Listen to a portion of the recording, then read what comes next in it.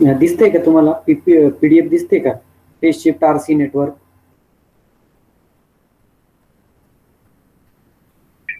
हो सर दिसते. Okay okay ठीक आहे. तर मग आपण आज ते प्रॅक्टिकल बघणार आहोत. Phase shift of RC network. मग ते प्रॅक्टिकलचं तुमचं एम आहे, aim to measure the phase shift of RC network using CRO. CRO बद्दलची इन्फॉर्मेशन तुम्ही याच्या आधीच्या क्लासेसमध्ये शिकलेला आहेत. कॅथोड रे ऑसिलोस्कोप सीआरओला म्हणतात. आणि तुम्ही बरेचसे प्रॅक्टिकल्स सीआरओ वापरून बरेचसे प्रॅक्टिकल्स तुम्ही केलेले आहेत पण. तर त्या प्रॅक्टिकलचं तुमचं एम थोडक्यात असं आहे. हे जनरल टायटल असतं तुमचं. जनरल टायटल असं आहे phase shift of RC network. त्यानंतर त्या प्रॅक्टिकलचं तुमचं एम आहे, aim to measure the phase shift of RC network using CRO. Okay, CRO वापरून आरसी नेटवर्कचं फेज शिफ्ट तुम्हाला मेजर करायचं आहे. मग त्याला तुम्हाला ॲपरेटस काय काय लागतील ते बघा. ॲपरेटस त्यासाठी तुम्हाला लागेल सिग्नल जनरेटर, त्यानंतर डुएल ट्रॅस सीआरओ, डुएल ट्रॅसचा लागेल सीआरओ तुम्हाला, त्यानंतर आरसी नेटवर्क एक्सेट्रा. मग आता हे एक्सेट्रा म्हणजे काय हे पण तुम्हाला माहिती पाहिजे. एक्सेट्रामध्ये तुम्हाला असे रेजिस्टर्स लागतील, दिसतंय ना रेजिस्टर्स. इथं डायोड आहेत तुमचे. रेजिस्टर्स म्हणजे इथं तुम्हाला दिलेले इथं 200 ओमचा रेजिस्टर, 470 ओमचा, 1 kilo ohm, 3.3 kilo ohm. Okay, resistors लागतील तुम्हाला 4. त्यानंतर 4 हे डायोड तुम्हाला दिसत आहे, हे असे 4 तुम्हाला डायोड लागतील. त्यानंतर कॅपॅसिटर लागेल तुम्हाला एक. त्यानंतर इथे तुम्हाला डुएल ट्रास सीआरओ लागेल. त्यानंतर इथे तुम्हाला एक सिग्नल जनरेटर लागेल. आणि मग तुम्हाला बाकी वायर्स वगैरे एक्सेट्रा गोष्टी लागतील तुम्हाला. त्यानंतर आपण हे नेटवर्क जेव्हा कनेक्टेड करू, ते कनेक्ट केल्यानंतर आपल्याला अशा पद्धतीची फुल वेव्ह आणि अशी डॉटेड टाईप मधली वेव्ह फॉर्म तुम्हाला दिसेल. मग ती वेव्ह फॉर्म मध्ये हे जे स्मॉल डिस्टन्स आहे, ही वेव्ह आणि ही वेव्ह, ज्या 2 वेव्ह येतील त्याच्यातून डुएल ट्रास आपण घेतोय ना, त्यातून 2 वेव्ह येतील. ती पहिले वेव्ह आणि दुसरे वेव्हचा, हा काय क्रेस्ट, पहिल्या वेव्हचा क्रेस्ट, आणि हा काय दुसऱ्या वेव्हचा क्रेस्ट तुम्हाला दिसतंय ना. म्हणजे it is a crest of first wave आणि it is a crest of second wave. हा सेकंड वेव्हचा क्रेस्ट तुम्हाला, हा सेकंड वेव्हचा क्रेस्ट, हा क्रेस्ट आणि हा क्रेस्ट, या दोघं क्रेस्ट मधले जे डिस्टन्स तुम्हाला दिसते ते आपण स्मॉल टी घेतोय.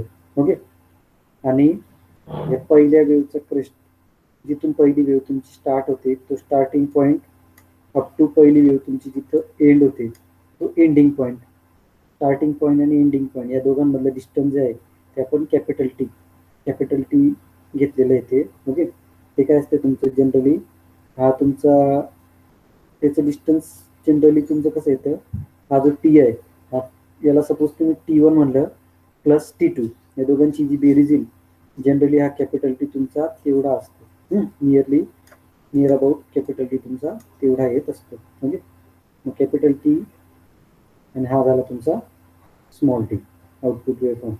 त्यानंतर त्यासाठी आपण फॉर्म्युला घेतलेला आहे एक्सपेरिमेंटचा. ते फॉर्म्युला, परत रिलेशन्स, परत ऑब्झर्वेशन टेबल ते आहेत. पहिल्यांदा ते फॉर्म्युला वगैरे त्या गोष्टी नंतर आहेत. पहिल्यांदा तो एक्सपेरिमेंट कसा करायचा तुम्हाला. ओके, एक्सपेरिमेंटचं हे सर्किट वगैरे कसं जोडायचं, रिडिंग्स कशा घ्यायच्या, हे पहिल्यांदा तुम्हाला माहिती पाहिजे. मग ते माहिती करण्यासाठी तुम्हाला प्रोसिजर माहिती पाहिजे की प्रॅक्टिकल करायचं कसं ॲक्च्युली. तर ते प्रॅक्टिकल करताना प्रोसिजर तुम्ही अशा फॉलो करा. Procedure 1, for a given value of resistance and capacitance connect the circuit as shown in diagram. जसं की तुम्हाला सर्किट मधल्या गिवन व्हॅल्यू तुम्हाला दिलेले आहेत. म्हणजे थोडक्यात 200 ओमचा इथे एक रेजिस्टर दिला आहे, इथे 470 ओमचा, इथे 1 किलो ओमचा, आणि इथं 3.3 किलो ओमचे असे रेजिस्टर दिले आहेत, कॅपॅसिटर दिले आहेत. ओके, हे सगळे जेवढे कंपोनंट्स आहेत ते कंपोनंट्स, दिलेले कंपोनंट्स जशी तुम्हाला डायग्राम दिसते, त्या डायग्रामच्या फॉर्ममध्ये आपण काय करून घ्यायचे, ते एकमेकाला जोडून घ्यायचे. तुम्हाला हे दिसत असतील तुमचे सगळे रेजिस्टन्स जे आहेत, हे सगळे रेजिस्टन्स तुमचे पॅरलल ऑर्डरमध्ये आपण काय केलेले, कनेक्ट केलेले आहेत. Okay, all resistors are connected in parallel order. Parallel ऑर्डरमध्ये तुमचे सगळे रेजिस्टर आपण काय केले, कनेक्ट केलेले आहेत. ओके, ते पॅरल ऑर्डरमध्ये कनेक्ट केल्यानंतर पुढं आपण काय बनणार आहोत, using DL ट्रास CRO determine the time t small t, okay, between V0 and V1 for particular frequency. Okay, म्हणजे हा जो स्मॉल टी टाइम तुम्हाला दिसलाय ना, स्मॉल टी, हा स्मॉल टी टाइम आपण मेजर करायचा आहे ड्युएल ट्रास CRO वापरून. कारण आपल्याला CRO जो आहे त्या CRO वरती तुम्हाला इथं 2 वेव्ज मिळतील. ओके, फर्स्ट वेव्ह आणि सेकंड वेव्ह. मग त्या 2 वेव्ज मिळतील. 2 वेव्हचे दोघांचे क्रेस्ट मेजर करा, त्यावरनं तुम्हाला काय मिळून जाईल, स्मॉल टी किंवा ट्रप दोघांची ही जी असेल क्रेस्ट मधलं जेवढं डिस्टन्स तुमचं हे दिसतंय ना, तेवढंच तुमचं हे ट्रप जे आहेत, हे दोघं ट्रप मधलं डिस्टन्स पण तुमचं काय असणार आहे, सिमिलर वे तेवढंच असणार आहे. ओके, मग त्या दोघांमधल्या ते मेजर करून तुम्हाला स्मॉल टी ची व्हॅल्यू तुम्हाला मिळून जाईल. ओके, त्यानंतर पुढे काय घेतलंय, calculate the phase shift theta degree between V0 and V1 using given formula. आता तो फॉर्म्युला दिला आहे, त्या फॉर्म्युल्यावरनं वापरून ही फेज शिफ्ट कितीचे मिळाली, म्हणजे पहिली वेव्ह आणि दुसरी वेव्ह या दोघं वेव्ह मध्ये किती फेज शिफ्ट आलेलं आहे आणि किती फेज शिफ्ट नाही, ते आपण फेज शिफ्ट किती आलेलं आहे ते आपण तुमच्या त्या फॉर्म्युल्यावरनं बघू शकतो. ओके, मग त्यासाठी फॉर्म्युला आपल्याला तिथं वापरायचा आहे. ठीक आहे,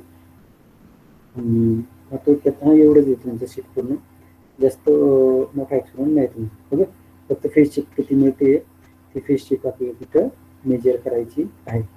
तुमचा फॉर्म्युला काय आहे त्यासाठी, फॉर्म्युला असा आहे तुमचा, फॉर्म्युला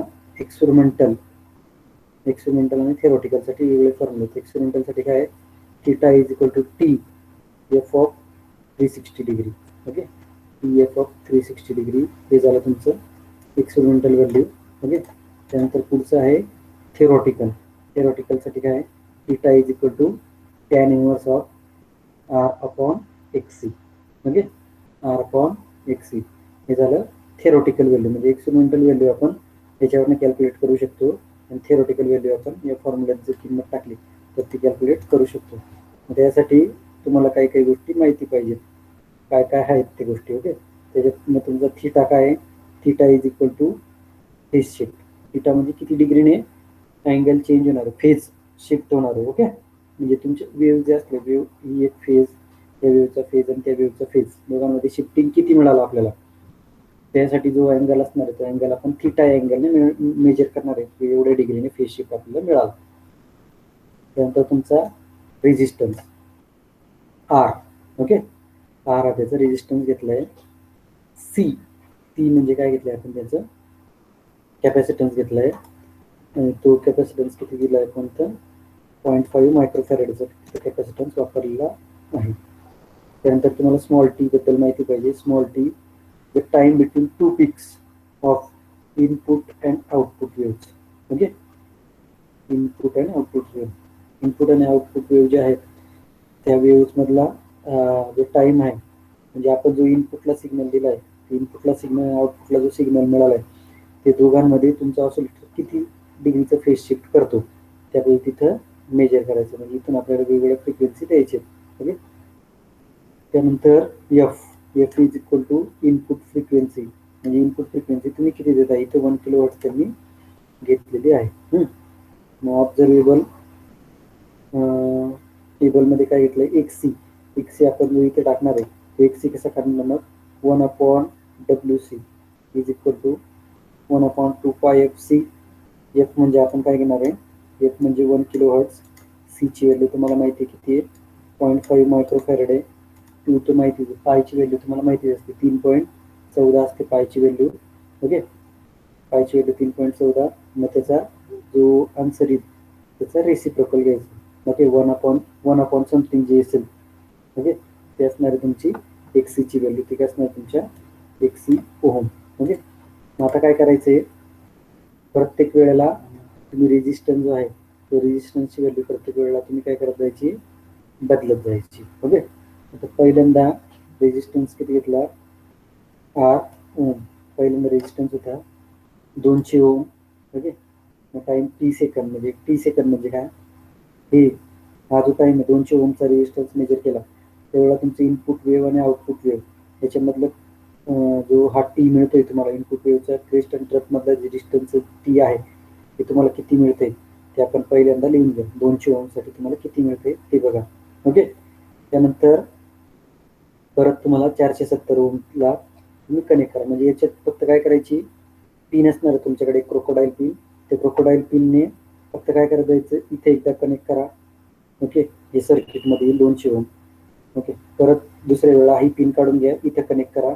मग सर्किटमध्ये येईल तुमची. म्हणजे इथे डायोड नाहीत ऍक्च्युअली, ती डायग्राम थोडीशी चुकलेली. इथे ऍक्च्युअली तुम्ही पिन जोडताय.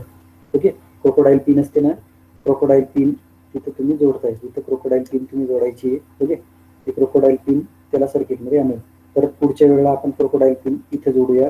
मग त्यावेळेला 470 तुमचं सर्किटमध्ये येईल. त्यावेळेला परत पुढच्या वेळेला क्रोकोडाईल पिन आपण इथे जोडूया. त्यावेळेला तुमचा 1 किलो ओम जो आहे ते तुमच्या सर्किटमध्ये येईल. त्यानंतर पुढच्या वेळेला क्रोकोडाईल पिन इथे जोडा. त्यावेळेला तुमचा 3.3 किलो ओम सर्किटमध्ये येईल. ओके. मग 200 ओम सर्किटमध्ये आणला तर त्यावेळेला हे डिस्टन्स किती होतं, हे डिस्टन्स तुम्ही टीने मेजर करा. टी सेकंद तिथे लिहा. ओके. त्यानंतर परत 470ला किती आला ते तुम्ही इथे लिहा. 470 सर्किटमध्ये आलं. नंतर 1 किलो ओम, त्यानंतर 3.3 किलो ओम. म्हणजे प्रत्येक वेळेला ऑल ॲट अ टाइम जोडायचे नाहीत. ओके. एका वेळेला एकच रेजिस्टर. म्हणजे आता पहिल्यांदा याला जोडा, रिडिंग घ्या. दुसऱ्यांदा याला जोडा, रिडिंग घ्या. तिसऱ्यांदा याला जोडा, रिडिंग घ्या. चौथ्यांदा याला जोडा, रिडिंग घ्या. आणि याच्यात एक तुम्हाला एक गोष्ट काय जाणवत असेल की जसं आपण इथे रेजिस्टन्स वाढवत जातोय हो, तसं इथे तुम्हाला काहीतरी पर्टिक्युलर वेगळे रिडिंग तुम्हाला मिळतील. म्हणजे इथे तुम्हाला काहीतरी शिफ्टिंग मिळायला सुरुवात करली. एक तर ते कमी कमी तरी होतील, एक तर ते जास्त जास्त तरी होतील. ओके. मग अशा पद्धतीचे पण तुम्ही अशा रेजिस्टन्सच्या व्हॅल्यू तुम्ही बदलू शकताय. त्या पद्धतीने तुम्हाला टाइम टी सेकंद तुम्हाला मिळून जाईल. मग तुम्हाला हा जो थिटा डिग्री डॅश जो आहे ऑब्झर्व आणि calculated theta degree, calculated theta degree तर तुम्ही डायरेक्ट याच्यावरच करणार आहे. ओके. आणि ऑब्झर्व जो आहे, ऑब्झर्व आपल्याला किती मिळाला तर आपण त्याच्यावरनं घेऊ शकतो, फॉर्म्युल्यात किंमत टाकून. ओके.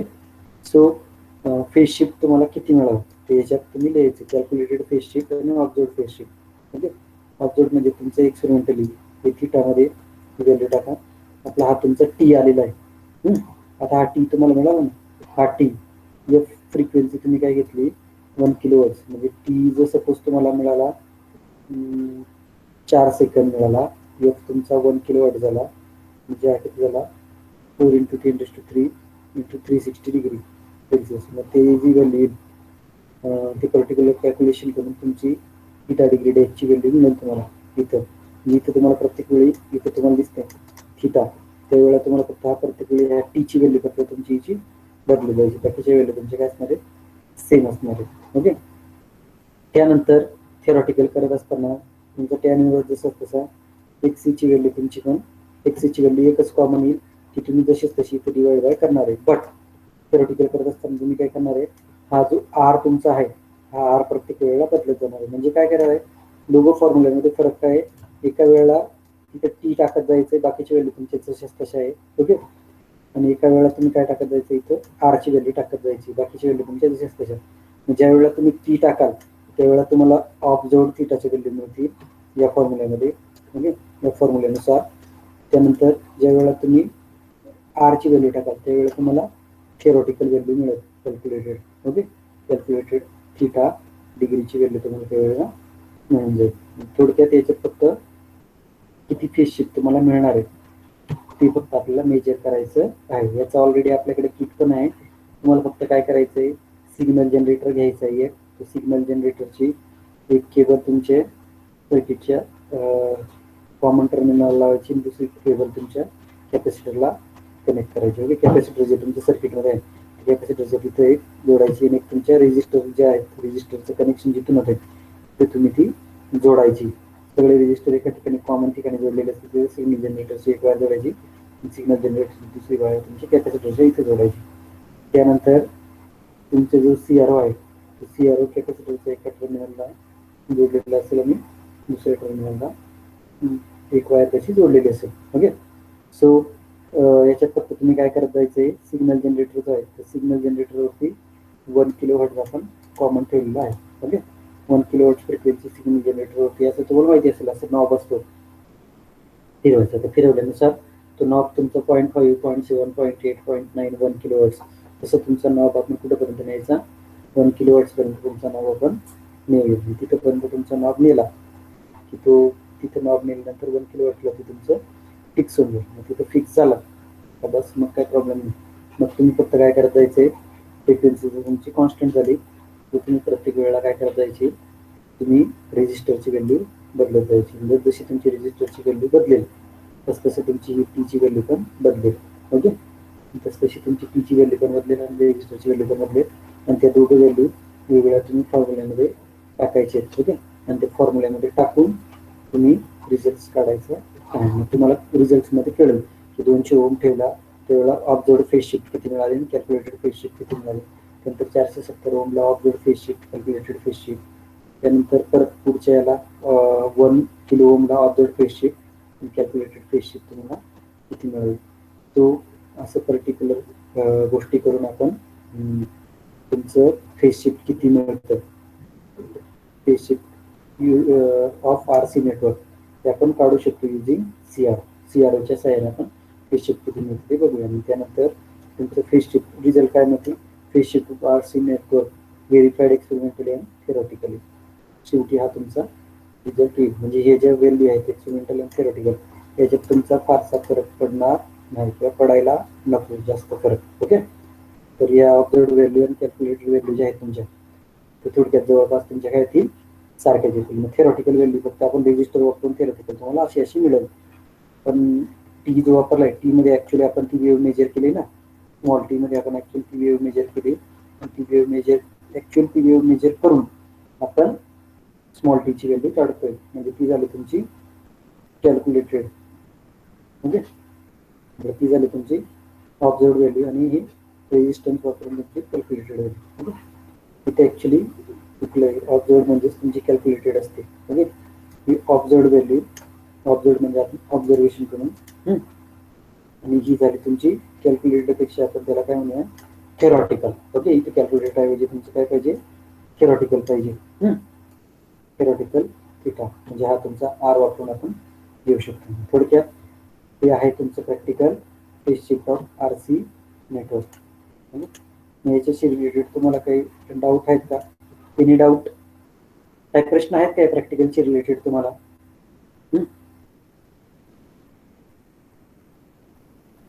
काही प्रश्न आहेत का? अप्पाराव माने, काही प्रश्न?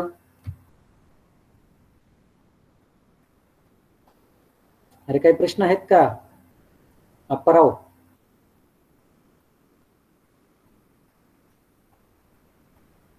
कोमल, निशा परदेशी? नाही सर. बरं, ठीक आहे. आणि तुम्हाला उद्याची सूचना सांगतो. उद्या आपलं नॅशनल वेबिनार ऑर्गनाईज केलंय आपल्या डिपार्टमेंटनं. त्याची लिंक, झूमची लिंक मी ऑलरेडी तुमच्या ग्रुपवर पाठवलेली आहे. तर आपलं नॅशनल वेबिनार एक्झॅक्ट 9:30 वाजता सुरू होईल. उद्या तुमचे अदर लेक्चर नसतील, उद्या फक्त तुमचे नॅशनल वेबिनार असेल, त्याचेच लेक्चर